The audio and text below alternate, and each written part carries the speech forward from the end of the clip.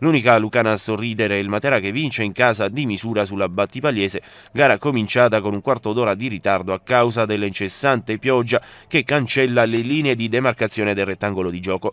1-0 il finale con rete decisiva siglata al 14° del primo tempo da Ceccarelli, che appoggia in rete una palla vagante sulla linea di porta avversaria dopo il legno colpito da Di Gennaro. Pochi minuti dopo, calcio di rigore assegnato dall'arbitro alla Battipaliese per presunto fallo in area di Ciano su Tremarco, arbitro che però ritorna sulla sua decisione su segnalazione dell'assistente ed ammonisce per simulazione il giocatore campano. Sconfitte pesanti invece per le altre due lucane della massima serie dilettantistica.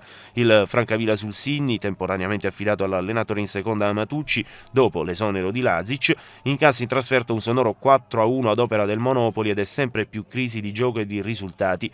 Enesima debacle anche per il Potenza, superato lontano dalle mura amiche 5-0 dal Bisceglie ed ora ultimo in solitaria a quota 5, in una classifica guidata sempre da Ischia e San Felice a quota 30, alle cui spalle c'è il Matera con 25, Francavilla sul Sinni invece in zona play-out a quota 14. Nella prossima giornata tra le mura amiche Potenza e Francavilla, rispettivamente contro Campania e Bisceglie, Matera di scena invece a Pozzuoli contro l'Internapoli, gara che si giocherà sabato.